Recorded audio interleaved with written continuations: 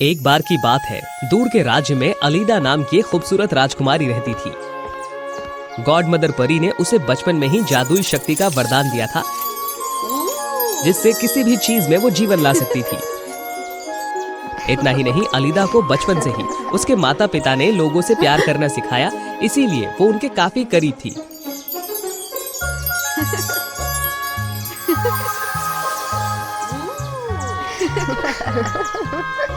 इस कारण से उसे केविन से मिलने का अवसर मिला। वो एक गरीब लेकिन बेहद दयालु और मेहनती लड़का था।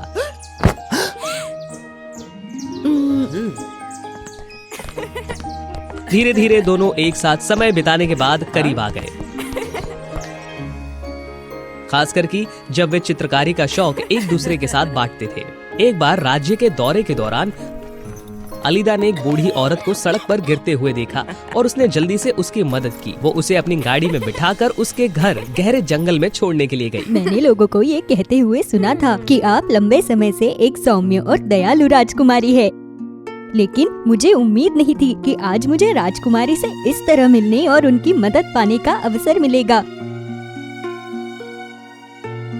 जो मुझे बहुत सौभाग्य बनाता है। आपका शुक्रिया। राज्य के प्रिय लोगों के प्रति राजकुमारी का यही कर्तव्य और प्यार है। अलीदा की सच्ची बातें सुनकर बूढ़ी औरत खुश हो गई। उसने सिर हिलाया और एक जादुई गोला निकाला। मैंने सुना है कि राजकुमारी के पास सभी चीजों में जीवन डालने की शक्ति है, इसलिए मैं आपको धन्यवाद देना चाहती हूँ, जिससे आप सभी प्रकार के पौधों और जानवरों को ठीक कर पाएंगी और उनसे बात कर सकेंगी। इस प्रकार जितना अधिक आप अपने आसपास के सभी जीवों को बचाएंगी, उतना ही अधिक आप अपने दयालु हृदय के लिए प्रसिद्ध होंगी। सुनने में अच्छा है, लेकिन क्या मेरे पास वो जादू हो सकता है?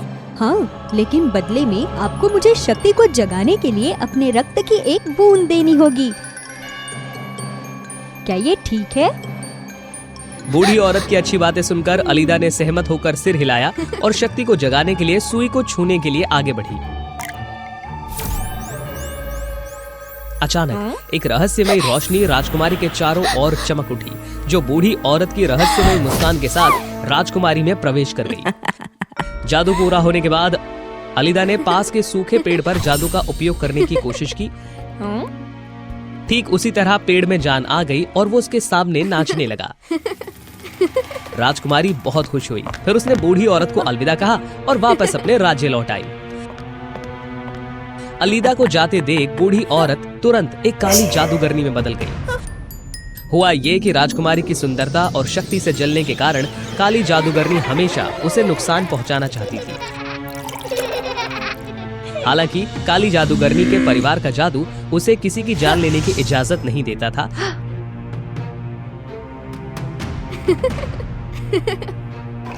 इसीलिए उसे एक श्राप का अभ्यास करना पड़ा, जिससे राजकुमारी को बहुत पीड़ा और कष्ट से गुजरना पड़े और वो अपने जीवन को छोड़ने के लिए मजबूर हो जाए।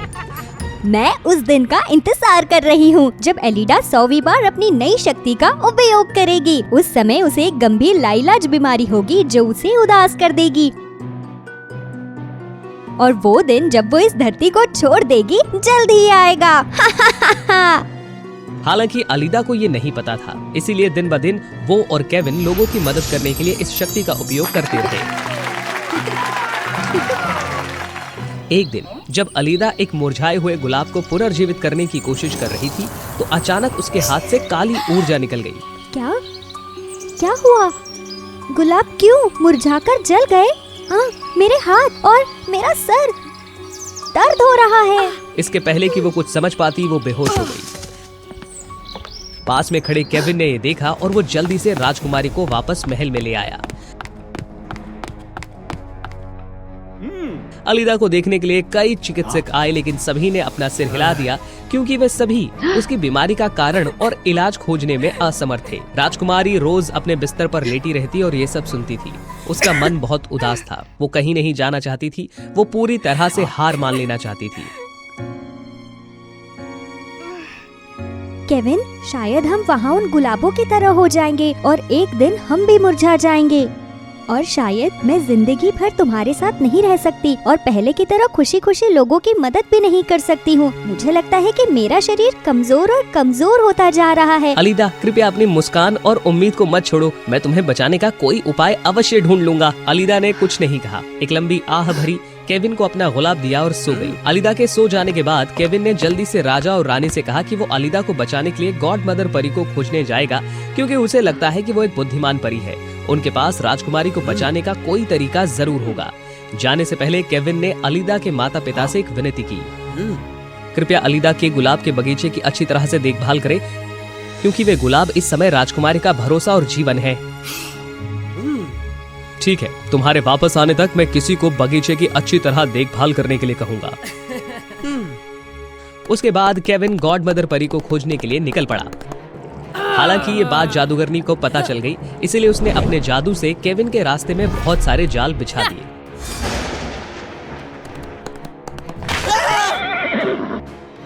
हालांकि केविन ने वापस लड़ने की कोशिश की, फिर भी वो हार गया।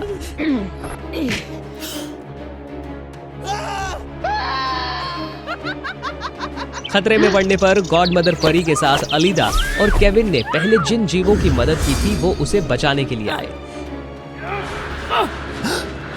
जादूगरनी को कुछ समय के लिए नियंत्रित देख और गॉड मदर परी को देखने के बाद केविन ने जल्दी से पूरी स्थिति उन्हें बताई और उनकी मदद की विनती की। ठीक है, लेकिन तुम्हारे हाथ में जो फूल है वो अलीदा का है ना? क्या मैं इसे देख सकती हूँ? क्योंकि मैं उससे आने वाली काली ऊर्जा को महसूस कर सकती हूँ। हाँ,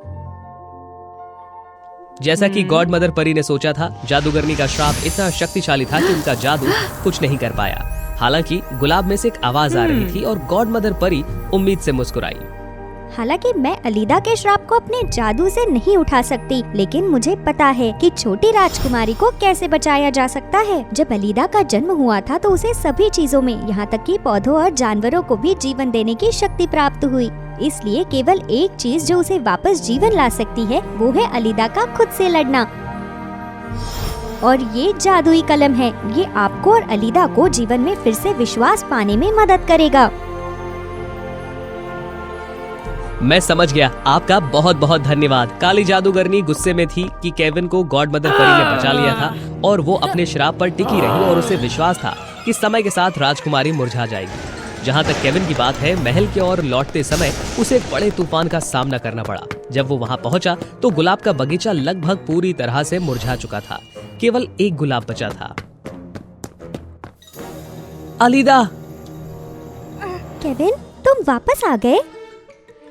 देखो, सभी गुलाब धीरे धीरे मुरझा गए हैं। अगर आज रात बारिश जारी रहती है तो वो आखिरी गुलाब भी गिर जाएगा। तो शायद मेरे जाने का समय भी आ गया है। नहीं अलीदा, ऐसा मत सोचो। मैं और सभी लोग, जीव और जानवर अभी भी तुम्हारे जल्दी से वापस स्वस्थ होने की कामना कर रहे हैं, ताकि तुम और वे सब एक साथ हंस सकें। इसीलिए कृपया अच्छा सोचो।